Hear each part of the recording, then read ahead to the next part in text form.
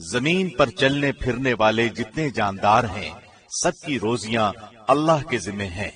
وہی ان کے رہنے سہنے کی جگہ کو جانتا ہے اور ان کے سونپے جانے کی جگہ کو بھی۔ سب کچھ واضح کتاب میں موجود ہے۔ اللہ ہی وہ ہے جس نے 6 دن میں آسمانوں اور زمین کو پیدا کیا، اور اس وقت اس کا عرش پانی پر تھا تاکہ وہ تمہیں آزمائے کہ تم میں سے اچھے عمل والا کون ہے۔ اگر آپ ان سے کہیں کہ تم لوگ مرنے کے بعد دوبارہ اٹھائے جاؤ گے تو کافر لوگ فوراً جواب دیں گے کہ یہ تو نرا صاف صاف جادو ہی ہے۔ اور اگر ہم ان سے عذاب کو گنی چنی مدت تک کے لیے پیچھے ڈال دیں تو وہ ضرور پکار اٹھیں گے کہ عذاب کو کون سی چیز روکے ہوئے ہے۔ سنو، جس دن وہ ان کے پاس آئے گا پھر ان سے ٹلنے والا نہیں، پھر تو جس کی ہنسی اڑا رہے تھے وہ انہیں گھیر لے گی۔ اگر ہم انسان کو اپنی کسی نعمت کا ذائقہ چکھا کر پھر اسے اس سے لے لیں تو وہ بہت ہی نا امید اور بڑا ہی ناشکرا بن جاتا ہے۔ اور اگر ہم اسے کوئی نعمت چکھائیں اس سختی کے بعد جو اسے پہنچ چکی تھی تو وہ کہنے لگتا ہے کہ بس برائیاں مجھ سے جاتی رہیں۔ یقیناً وہ بڑا ہی اترانے والا شیخی خور ہے۔ سوائے ان کے جو صبر کرتے ہیں اور نیک کاموں میں لگے رہتے ہیں، انہی لوگوں کے لیے بخشش ہے اور بہت بڑا اجر بھی۔ بس شاید کہ آپ اس وحی کے کسی حصے کو چھوڑ دینے والے ہیں جو آپ کی طرف نازل کی جاتی ہے، اور اس سے آپ کا دل تنگ ہے، صرف ان کافروں کی اس بات پر کہ اس پر کوئی خزانہ کیوں نہیں اترا یا اس کے ساتھ کوئی فرشتہ ہی آتا۔ سن لیجئے، آپ تو صرف ڈرانے والے ہی ہیں اور ہر چیز کا ذمہ دار اللہ ہے۔ کیا وہ کہتے ہیں کہ اس قرآن کو اسی نے گھڑا ہے؟ جواب دیجئے کہ پھر تم بھی اس کے مثل 10 صورتیں گھڑی ہوئی لے آؤ، اور اللہ کے سوا جسے چاہو اپنے ساتھ بلا بھی لو اگر تم سچے ہو۔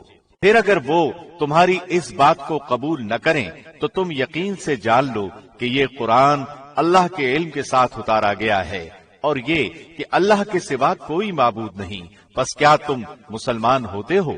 جو شخص دنیا کی زندگی اور اس کی زینت پر فریفتہ ہوا جاتا ہو، ہم ایسوں کو ان کے کل اعمال کا بدلہ یہیں یعنی دنیا میں بھرپور پہنچا دیتے ہیں، اور یہاں انہیں کوئی کمی نہیں کی جاتی۔ ہاں، یہی وہ لوگ ہیں جن کے لیے آخرت میں سوائے آگ کے اور کچھ نہیں، اور جو کچھ انہوں نے دنیا میں بنایا ہے سب اکارت جائے گا، اور جو عمل وہ کرتے رہے سب برباد ہونے والے ہیں۔ کیا وہ شخص جو اپنے رب کی جانب سے روشن دلیل پر ہو اور اس کے ساتھ اللہ کی طرف سے ایک گواہ ہو جو اسے پڑھ کر سنائے، اور اس سے پہلے موسیٰ کی کتاب گواہ ہو جو پیشوا اور رحمت ہے، اوروں کے برابر ہو سکتا ہے؟ یہی لوگ ہیں جو اس پر ایمان رکھتے ہیں، اور تمام فرقوں میں سے جو بھی اس کا منکر ہو اس کے آخری وعدے کی جگہ جہنم ہے۔ بس تو اس میں کسی قسم کے شک میں نہ رہ، یقیناً یہ تیرے رب کی جانب سے سراسر برحق ہے، لیکن اکثر لوگ ایمان لانے والے نہیں ہوتے۔ اس سے بڑھ کر ظالم کون ہوگا جو اللہ پر جھوٹ باندھے؟ یہ لوگ اپنے رب کے سامنے پیش کیے جائیں گے اور سارے گواہ کہیں گے کہ یہ وہ لوگ ہیں جنہوں نے اپنے رب پر جھوٹ باندھا۔ خبردار ہو کہ اللہ کی لعنت ہے ظالموں پر، جو اللہ کی راہ سے روکتے ہیں اور اس میں کجی تلاش کرتے ہیں، یہی آخرت کے منکر ہیں۔ نہ یہ لوگ دنیا میں اللہ کو ہرا سکے اور نہ اللہ کے سوا ان کا کوئی حمایتی ہے۔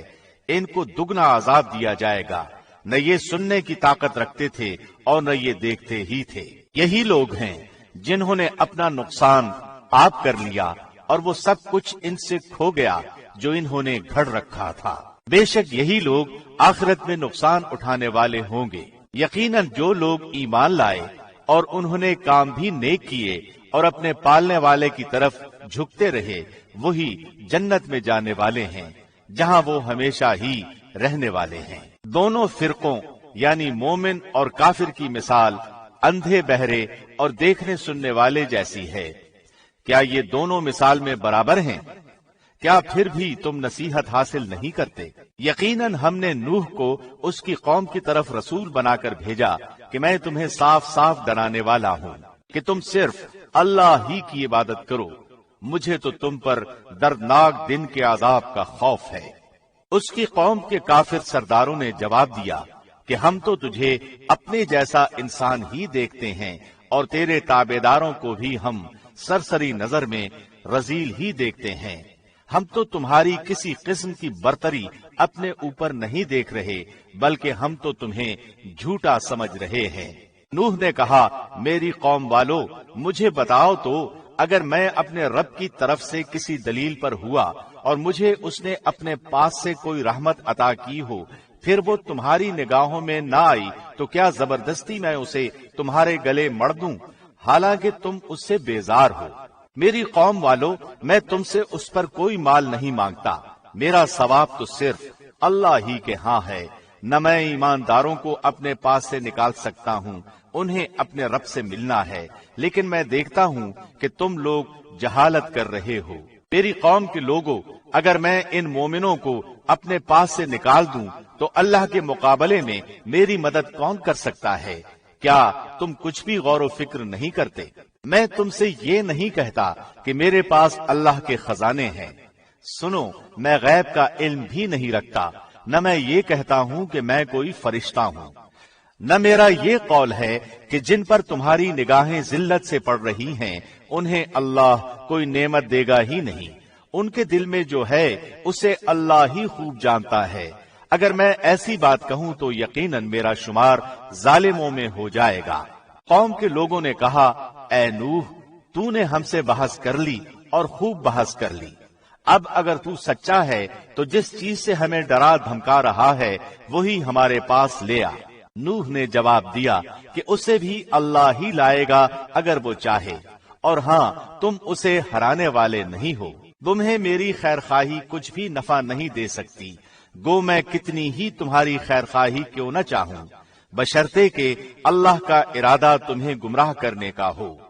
وہی تم سب کا پروردگار ہے اور اسی کی طرف لوٹائے جاؤ گے۔ کیا یہ کہتے ہیں کہ اسے خود اسی نے گھڑ لیا ہے؟ تو جواب دے کہ اگر میں نے اسے گھڑ لیا ہو تو میرا گناہ مجھ پر ہے اور میں ان گناہوں سے بری ہوں جو تم کر رہے ہو۔ نوح کی طرف وحی بھیجی گئی کہ تیری قوم میں سے جو ایمان لا چکے ان کے سوا اور کوئی اب ایمان لائے گا ہی نہیں، پس تو ان کے کاموں پر غمگین نہ ہو، اور ایک کشتی ہماری آنکھوں کے سامنے اور ہماری وحی سے تیار کر، اور ظالموں کے بارے میں ہم سے کوئی بات چیت نہ کر، وہ پانی میں ڈبو دیے جانے والے ہیں۔ وہ یعنی نوح کشتی بنانے لگے، ان کی قوم کے جو سردار ان کے پاس سے گزرتے وہ ان کا مذاق اڑاتے، وہ کہتے، اگر تم ہمارا مذاق اڑاتے ہو تو ہم بھی تم پر ایک دن ہنسیں گے جیسے تم ہم پر ہنستے ہو۔ تمہیں بہت جلد معلوم ہو جائے گا کہ کس پر عذاب آتا ہے جو اسے رسوا کرے اور اس پر ہمیشگی کی سزا اتر آئے، یہاں تک کہ جب ہمارا حکم آ پہنچا اور تنور ابلنے لگا، ہم نے کہا کہ اس کشتی میں ہر قسم کے جانداروں میں سے جوڑے یعنی 2 جانور، ایک نر اور ایک مادہ سوار کرا لے، اور اپنے گھر کے لوگوں کو بھی سوائے ان کے جن پر پہلے سے بات پڑ چکی ہے، اور سب ایمان والوں کو بھی، اس کے ساتھ ایمان لانے والے بہت ہی کم تھے۔ نوح نے کہا، اس کشتی میں بیٹھ جاؤ، اللہ ہی کے نام سے اس کا چلنا اور ٹھہرنا ہے، یقیناً میرا رب بڑی بخشش اور بڑے رحم والا ہے۔ وہ کشتی انہیں لے کر موجوں میں پہاڑ کی طرح جا رہی تھی، اور نوح نے اپنے بیٹے کو جو ایک کنارے پر تھا پکار کر کہا کہ اے میرے پیارے بیٹے، ہمارے ساتھ سوار ہو جا اور کافروں میں شامل نہ رہ۔ اس نے جواب دیا کہ میں تو کسی بڑے پہاڑ کی طرف پناہ میں آ جاؤں گا جو مجھے پانی سے بچا لے گا۔ نوح نے کہا، آج اللہ کے امر سے بچانے والا کوئی نہیں، صرف وہی بچیں گے جن پر اللہ کا رحم ہوا۔ اسی وقت ان دونوں کے درمیان موج حائل ہو گئی اور وہ ڈوبنے والوں میں سے ہو گیا۔ فرما دیا گیا کہ اے زمین اپنے پانی کو نگل جا، اور اے آسمان بس کر تھم جا۔ اسی وقت پانی سکھا دیا گیا اور کام پورا کر دیا گیا، اور کشتی جودی نامی پہاڑ پر جا لگی، اور فرما دیا گیا کہ ظالم لوگوں پر لعنت نازل ہو۔ نوح نے اپنے پروردگار کو پکارا اور کہا کہ اے میرے رب، میرا بیٹا تو میرے گھر والوں میں سے ہے، یقیناً تیرا وعدہ بالکل سچا ہے اور تو تمام حاکموں سے بہتر حاکم ہے۔ اللہ نے فرمایا، اے نوح، یقیناً وہ تیرے گھرانے سے نہیں ہے، اس کے کام بالکل ہی ناشائستہ ہیں۔ تجھے ہرگز وہ چیز نہ مانگنی چاہیے جس کا تجھے مطلقاً علم نہ ہو۔ میں تجھے نصیحت کرتا ہوں کہ تو جاہلوں میں سے نہ ہو۔ نوح نے کہا، اے میرے رب، میں تیری ہی پناہ چاہتا ہوں اس بات سے کہ تجھ سے وہ مانگوں جس کا مجھے علم ہی نہ ہو۔ اگر تو مجھے نہ بخشے گا اور تو مجھ پر رحم نہ فرمائے گا تو میں خسارہ پانے والوں میں سے ہو جاؤں گا۔ فرما دیا گیا کہ اے نوح، ہماری جانب سے سلامتی اور ان برکتوں کے ساتھ اتر جو تجھ پر ہیں، اور تیرے ساتھ کی بہت سی جماعتوں پر، اور بہت سی وہ امتیں ہوں گی جنہیں ہم فائدہ تو ضرور پہنچائیں گے، لیکن پھر انہیں ہماری طرف سے دردناک عذاب پہنچے گا۔ یہ خبریں غیب کی خبروں میں سے ہیں جن کی وحی ہم آپ کی طرف کرتے ہیں، انہیں اس سے پہلے آپ جانتے تھے اور نہ آپ کی قوم، اس لیے آپ صبر کرتے رہیے۔ یقین مانیے کہ انجام کار پرہیزگاروں ہی کے لیے ہے۔ ہم نے قوم عاد کی طرف ان کے بھائی ہود کو بھیجا۔ اس نے کہا، میری قوم والو، اللہ ہی کی عبادت کرو، اس کے سوا تمہارا کوئی معبود نہیں، تم تو صرف بہتان باندھ رہے ہو۔ اے میری قوم، میں تم سے اس تبلیغ کی کوئی اجرت نہیں مانگتا، میرا اجر اس کے ذمے ہے جس نے مجھے پیدا کیا ہے، تو کیا پھر بھی تم عقل سے کام نہیں لیتے؟ اے میری قوم کے لوگو، تم اپنے پالنے والے سے اپنے گناہوں کی معافی طلب کرو اور اس کی جناب میں توبہ کرو، تاکہ وہ برسنے والے بادل تم پر بھیج دے اور تمہاری طاقت پر اور طاقت قوت بڑھا دے، اور تم مجرم بن کر مت روگردانی کرو۔ انہوں نے کہا، اے ہود، تو ہمارے پاس کوئی دلیل تو لایا نہیں، اور ہم صرف تیرے کہنے سے اپنے معبودوں کو چھوڑنے والے نہیں، اور نہ ہم تجھ پر ایمان لانے والے ہیں، بلکہ ہم تو یہی کہتے ہیں، ہمارے کسی معبود نے تجھے آسیب پہنچا کر دیوانہ کر دیا ہے۔ اس نے جواب دیا کہ میں اللہ کو گواہ کرتا ہوں اور تم بھی گواہ رہو کہ میں تو اللہ کے سوا ان سب سے بیزار ہوں جنہیں تم شریک بنا رہے ہو۔ اچھا، تم سب مل کر میرے حق میں بدی کر لو اور مجھے بالکل مہلت بھی نہ دو۔ میرا بھروسہ صرف اللہ ہی پر ہے جو میرا اور تم سب کا پروردگار ہے۔ جتنے بھی زمین پر چلنے پھرنے والے ہیں، سب کی پیشانی وہی تھامے ہوئے ہے۔ یقیناً میرا رب بالکل صحیح راہ پر ہے۔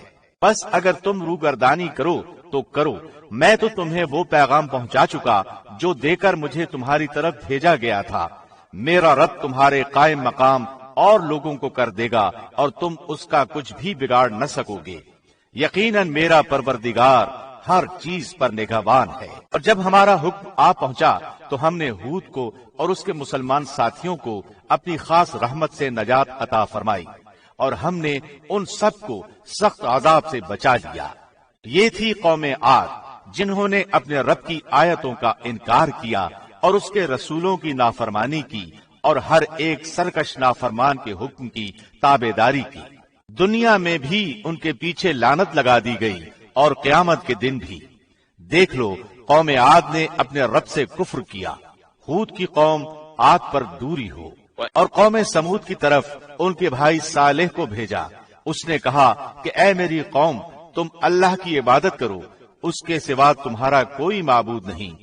اسی نے تمہیں زمین سے پیدا کیا ہے اور اسی نے اس زمین میں تمہیں بسایا ہے، بس تم اس سے معافی طلب کرو اور اس کی طرف رجوع کرو۔ بے شک میرا رب قریب اور دعاؤں کا قبول کرنے والا ہے۔ انہوں نے کہا، اے صالح، اس سے پہلے تو ہم تجھ سے بہت کچھ امیدیں لگائے ہوئے تھے، کیا تو ہمیں ان کی عبادتوں سے روک رہا ہے جن کی عبادت ہمارے باپ دادا کرتے چلے آئے؟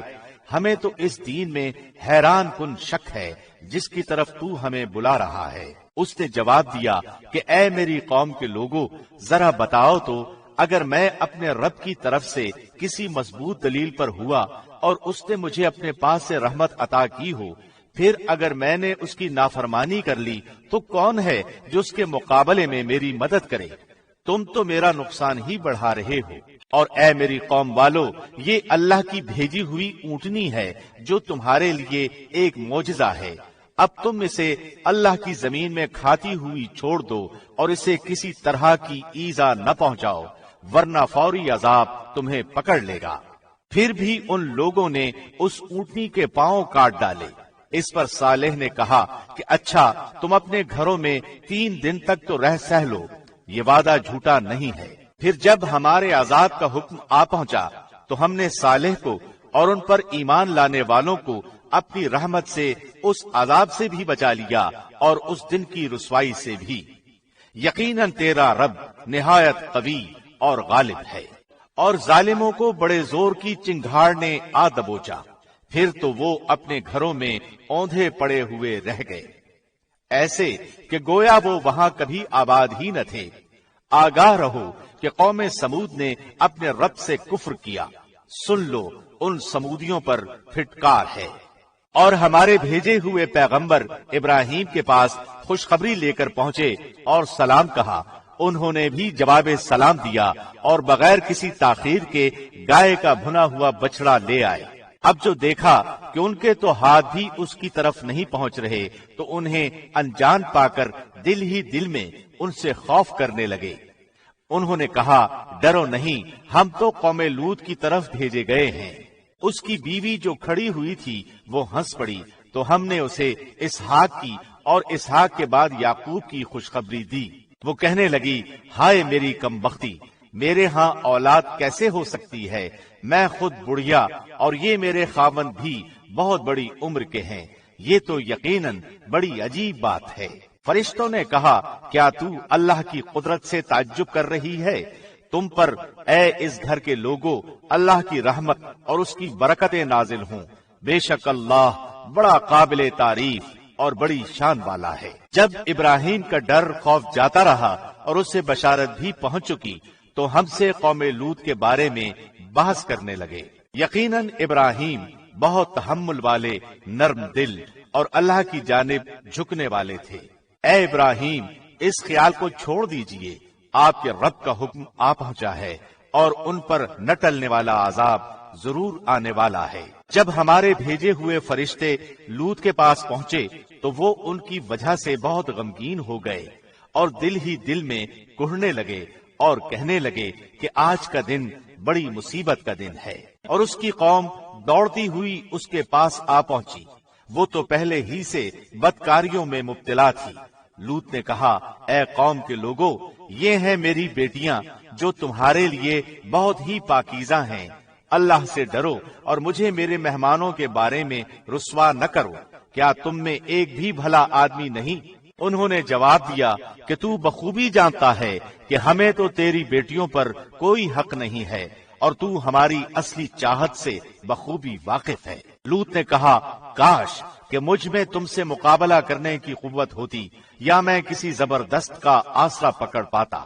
اب فرشتوں نے کہا، اے لوط، ہم تیرے پروردگار کے بھیجے ہوئے ہیں، ناممکن ہے کہ یہ تجھ تک پہنچ جائیں، پس تو اپنے گھر والوں کو لے کر کچھ رات رہے نکل کھڑا ہو۔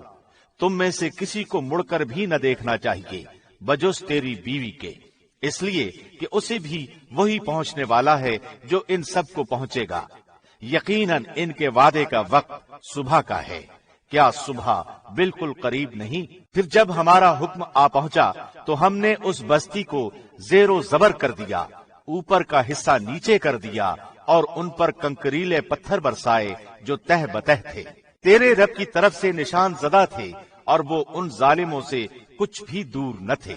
اور ہم نے مدین والوں کی طرف ان کے بھائی شعیب کو بھیجا، اس نے کہا، اے میری قوم، اللہ کی عبادت کرو، اس کے سوا تمہارا کوئی معبود نہیں، اور تم ناپ تول میں بھی کمی نہ کرو۔ میں تو تمہیں آسودہ حال دیکھ رہا ہوں اور مجھے تم پر گھیرنے والے دن کے عذاب کا خوف بھی ہے۔ اے میری قوم، ناپ تول انصاف کے ساتھ پوری کرو، لوگوں کو ان کی چیزیں کم نہ دو اور زمین میں فساد اور خرابی نہ مچاؤ۔ اللہ کا حلال کیا ہوا جو بچ رہے تمہارے لیے بہت ہی بہتر ہے اگر تم ایماندار ہو۔ میں تم پر کچھ نگہبان اور داروغہ نہیں ہوں۔ انہوں نے جواب دیا کہ اے شعیب، کیا تیری نماز تجھے یہی حکم دیتی ہے کہ ہم اپنے باپ دادوں کے معبودوں کو چھوڑ دیں اور ہم اپنے مالوں میں جو کچھ چاہیں اس کا کرنا بھی چھوڑ دیں؟ تو بڑا ہی باوقار اور نیک چلن آدمی ہے۔ شعیب نے کہا، اے میری قوم، دیکھو تو اگر میں اپنے رب کی طرف سے روشن دلیل لیے ہوئے ہوں اور اس نے مجھے اپنے پاس سے بہترین روزی دے رکھی ہے، میرا یہ ارادہ بالکل نہیں کہ تمہارا خلاف کر کے خود اس چیز کی طرف جھک جاؤں جس سے تمہیں روک رہا ہوں۔ میرا ارادہ تو اپنی طاقت بھر اصلاح کرنے ہی کا ہے۔ میری توفیق اللہ ہی کی مدد سے ہے، اسی پر میرا بھروسہ ہے اور اسی کی طرف میں رجوع کرتا ہوں۔ اور اے میری قوم، میرے خلاف ضد تمہارے لیے اس بات کا باعث نہ ہو جائے کہ تمہیں بھی ویسا ہی معاملہ پیش آ جائے جیسا قوم نوح یا قوم ہود یا قوم صالح کو پیش آ چکا ہے، اور قوم لوط تو تم سے کچھ دور نہیں۔ تم اپنے رب سے استغفار کرو اور اس کی طرف توجہ کرو، یقین مانو کہ میرا رب بڑی مہربانی والا اور بہت محبت کرنے والا ہے۔ انہوں نے کہا، اے شعیب، تیری اکثر باتیں تو ہماری سمجھ میں ہی نہیں آتی، اور ہم تو تجھے اپنے اندر بہت کمزور پاتے ہیں۔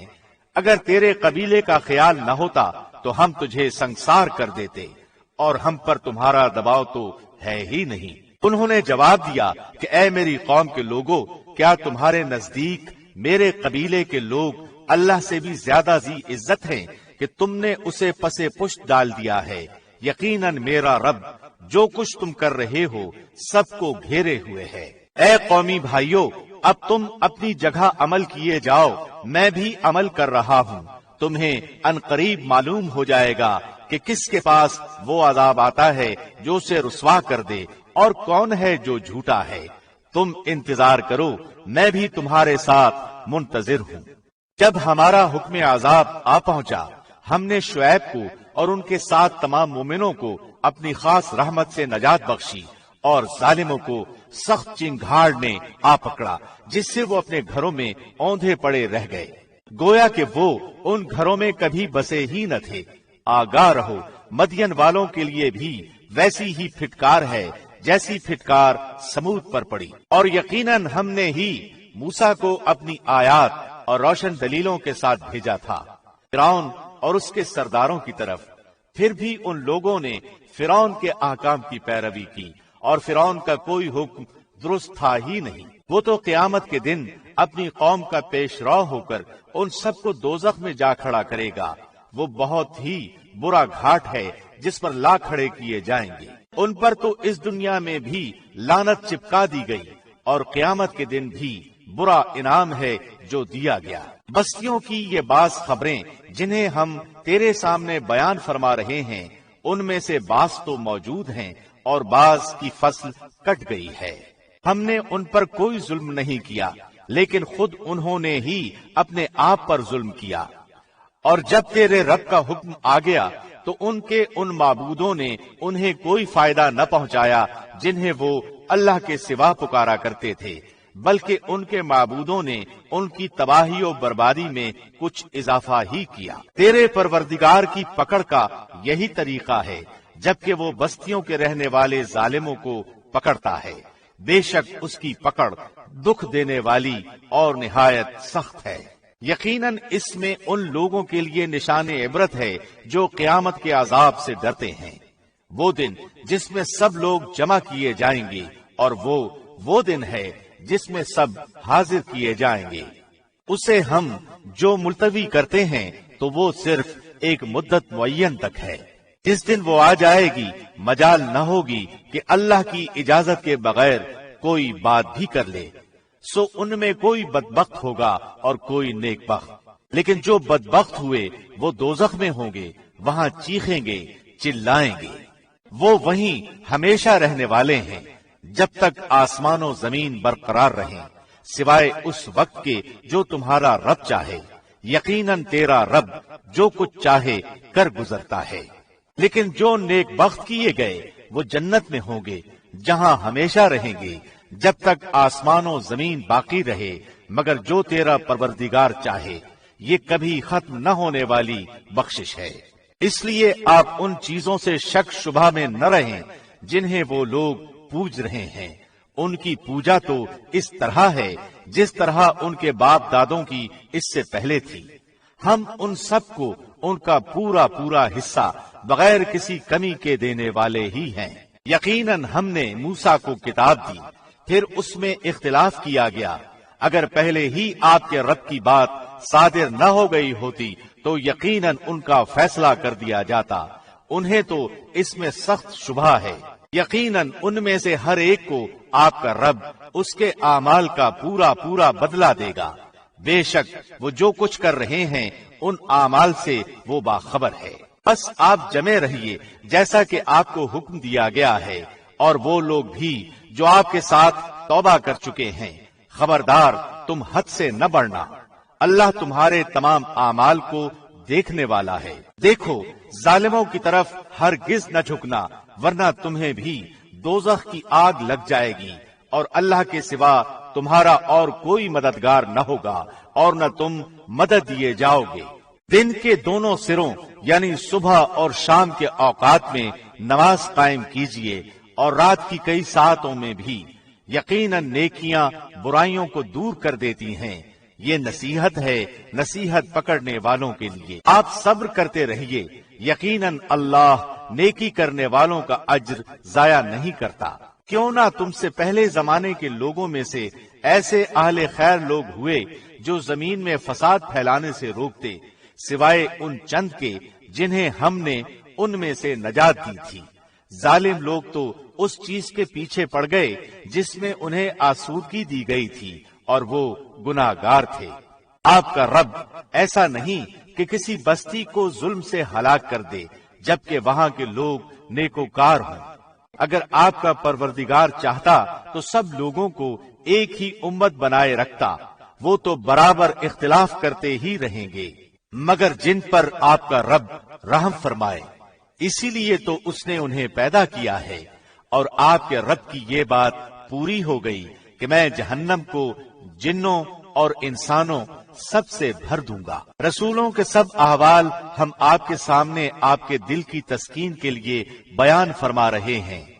آپ کے پاس اس صورت میں بھی حق پہنچ چکا جو نصیحت و واعظ ہے مومنوں کے لیے۔ ایمان نہ لانے والوں سے کہہ دیجئے کہ تم اپنے طور پر عمل کیے جاؤ، ہم بھی عمل میں مشغول ہیں، اور تم بھی انتظار کرو، ہم بھی منتظر ہیں۔ آسمانوں اور زمین کا علم غیب اللہ ہی کو ہے، تمام کاموں کا رجوع بھی اسی کی جانب ہے، لہذا اسی کی عبادت کریں اور اسی پر بھروسہ رکھیں، اور تم جو کچھ کر رہے ہو اس سے تمہارا رب غافل نہیں ہے۔ شروع اللہ کے نام سے جو بڑا مہربان نہایت رحم کرنے والا ہے۔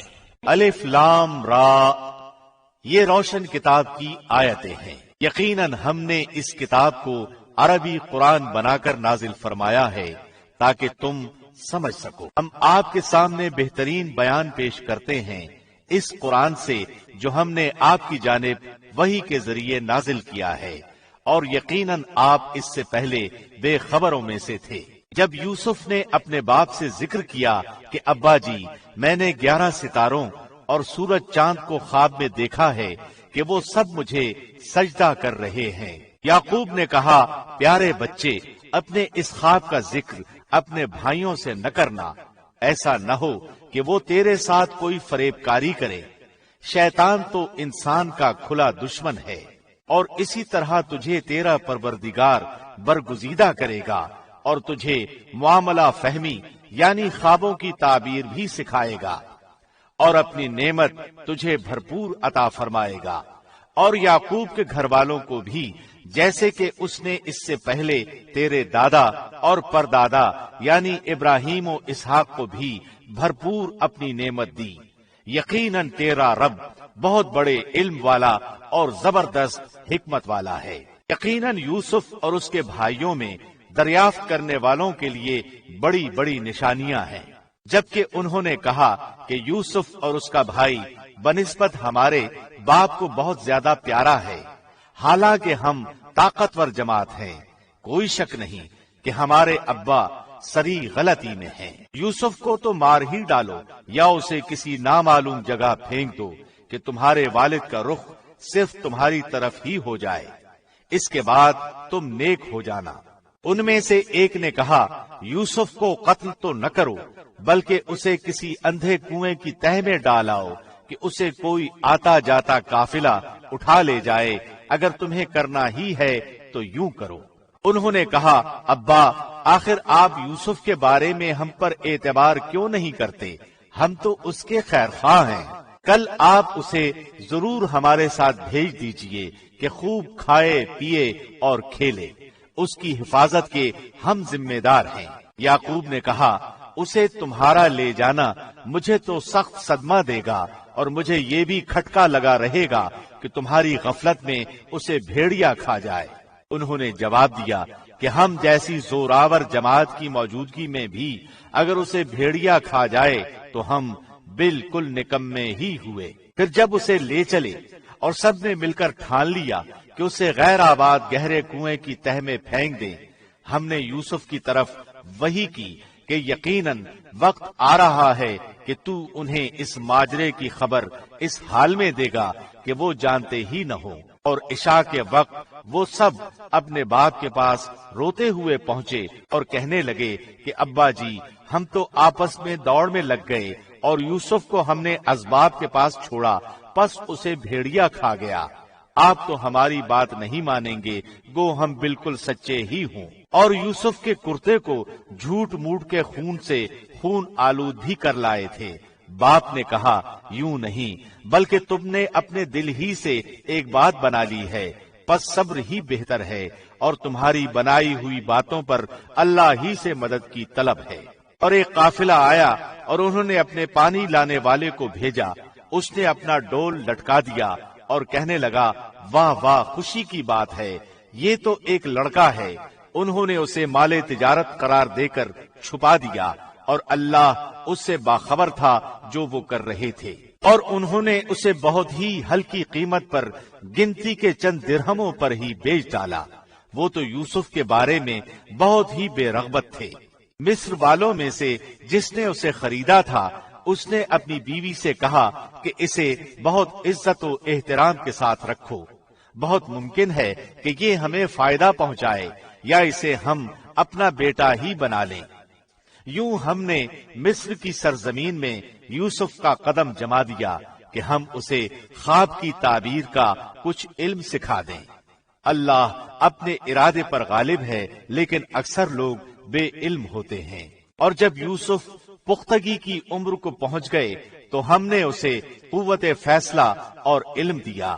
ہم نیک کاروں کو اسی طرح بدلہ دیتے ہیں۔ اس عورت نے جس کے گھر میں یوسف تھے، یوسف کو بہلانا پھسلانا شروع کیا کہ وہ اپنے نفس کی نگرانی چھوڑ دے، اور دروازے بند کر کے کہنے لگی لو آ جاؤ۔